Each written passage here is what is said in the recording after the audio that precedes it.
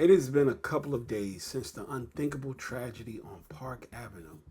A gunman entered a corporate office building, taking lives and injuring others, including a brave NYPD officer who was working a security detail. This horrifying event, unfolding in a place of work, it serves as a stark, urgent reminder in today's world, safety isn't just about hoping for the best. It's about being prepared for the worst. In the wake of this, my phone has been ringing nonstop. People are scared, and they're asking, what should I do in a situation like this? Does my office or workplace even have a safety plan or a plan to deal with active shooters?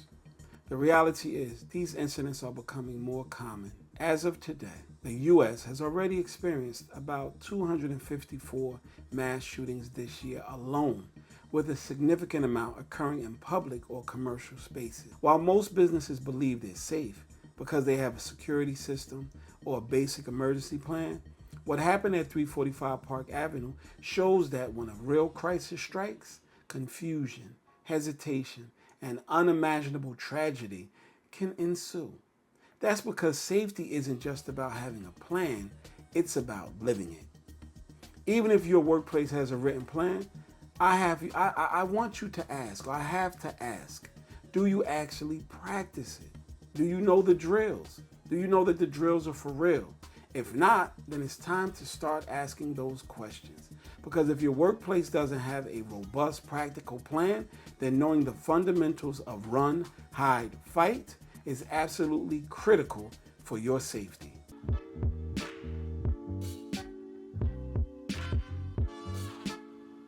What's going on? I'm Dr. Raymond Trigg. As a retired police officer and safety consultant, I've spent decades observing how critical incidents unfold.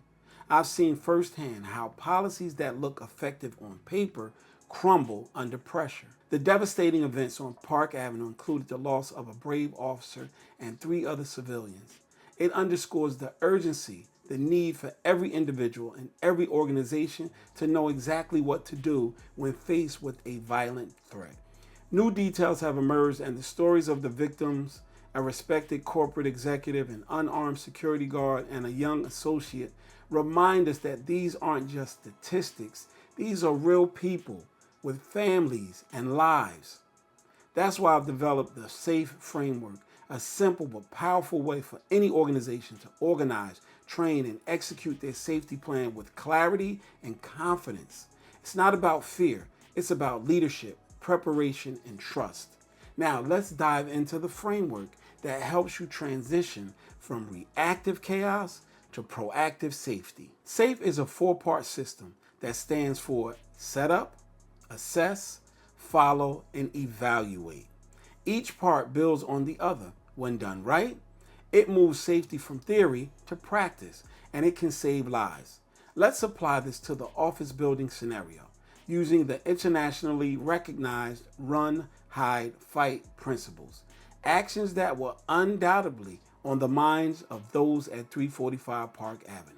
The first step is to set up your safety plan. This is about making sure you have a plan that's actually useful for your office building and its unique risks.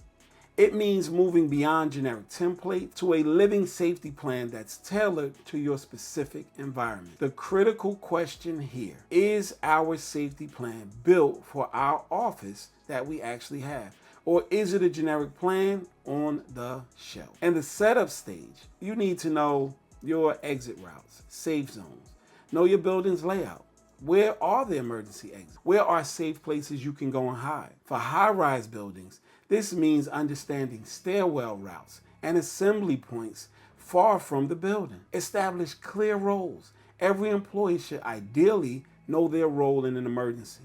Who calls 911? Who helps secure the area? Who guides others to safety? Integrate run, hide, fight. This universal strategy is your immediate action guide for active threats. Run. If there's a clear escape path, run immediately, leaving all of your belongings. Next is hide. If you can't run, find a place to hide. Barricade doors if possible, just as employees did on Park Avenue, using furniture. Turn off the lights, silence your phone, Seek cover from bullets. Last, we have fight. This is your last resort. If your life is in imminent danger, you must be prepared to act with aggression to incapacitate the threat. The Park Avenue shooting tragically illustrated what happens when a threat enters a building. The immediate, instinctual actions of employees to hide and barricade doors were crucial. This highlights how critical it is for everyone in the office space to have their basic understanding of what to do, tailored to their specific floor and workspace. Once your plan is set up, the next step is to assess everything and everyone. A safety plan is only as strong as the people behind it. This means making sure everyone understands their role and their office is actively watching for threats. Complacency is the enemy. The critical question here: do our people just know the plan exists, or are they prepared to carry it out under real pressure? And are we actively watching for risks or assuming, we're safe today just because nothing happened yesterday? In the assess stage, you need to practice drills. Participate in any drills your workplace conducts. If your workplace doesn't do this, advocate for them. Practice your own mental walkthroughs of run, hide, fight for your specific office. Know your communication systems. Understand how your workplace communicates in an emergency. The PA system, text alerts, internal messaging. We know that employees during the shooting use internal email and chat systems to warn others, a vital action that saved lives. See something, say something. Be vigilant. Report any suspicious, an unusual person, unsecured door, any concerning behavior. Understand your roles. If your workplace has assigned emergency roles, know yours. If not, understand that in a crisis, clear thinking and swift action are paramount. When roles are unclear and threats are overlooked, even a seemingly strong plan can collapse. As we saw on Park Avenue, a single individual can cause widespread panic and loss of life. One person's hesitation or lack of knowledge can cause a chain reaction of confusion and panic. The threats that are missed are often the ones we assumed were harmless, and those assumptions cost lives. Next is F. This is where you follow the plan and drills with fidelity. A plan is worthless without disciplined execution. Every person performs their role with confidence and precision because it has been practiced to the point of reflex. You do not rise to the occasion if you fall back on your highest level of training. The critical question here: are we just going through the motions in our drills, or are we building real instinctual reflexes that will hold up under extreme stress? Now, the key actions for an office building using run, hide, fight: apply it instinctively. When an active threat occurs, your immediate response is critical. Don't hesitate. Run.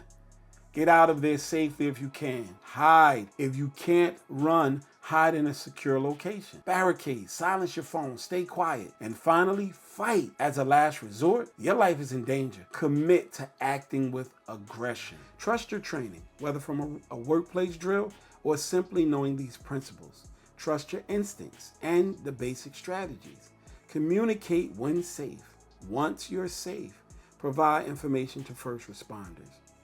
The actions of those on Park Avenue who ran to safety or bravely barricaded themselves in offices are testaments to the power of even basic preparedness. This was a direct failure of the attacker's ability to maximize casualties, in part because individuals took immediate and decisive action. For civilians in an office setting, understanding and following the run, hide, fight principles instinctively is your best chance for survival. E is to evaluate. The final step after every event. Complacency is the enemy of safety. A safety plan isn't something you create once and forget about it. It's a living system that must be questioned and improved. The critical question after the last drill or incident or close call: what did we learn? And what specific changes are we making to improve right now? Review and learn. After any drill or incident, big or small, take time to reflect. What worked? What didn't? What could we do better? What lessons can be drawn from the Park Avenue incident for your building? Provide feedback. Share your observations and suggestions with management or your safety committee or team. Staying informed. Be aware of new threats and best practices.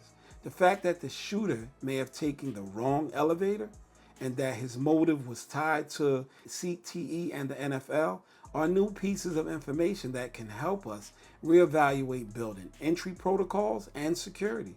These details must be a part of the post-incident evaluation. Organizations that fail to evaluate themselves often remain stuck in outdated routines. They repeat the same gaps, overlook emerging threats, and leave staff unprepared for new realities. The tragedy on Park Avenue is a profound reminder that the threat landscape is constantly changing and our preparedness must evolve with it. A plan that's never reviewed is a plan that eventually fails. You have now seen the SAFE framework and how it applies to your personal safety and your workplace, especially using the run, hide, fight principles. If you're asking yourself, does my workplace have a plan? Do we practice it? If not, what should I do? Then you're already taking the most important step, asking questions. So for more information, if you want to learn more about what you can do to enhance your safety in your workplace, please visit my website, drraymondtrigg.com. You'll find resources and more details on how to implement these strategies, or if you prefer direct conversation to discuss specific safety options for your organization, we can set that up too. Don't leave workplace safety to chance. Take action today. Thank you for watching, and I look forward to hearing from you and helping you in any way that I can. And as always, remember to play it safe.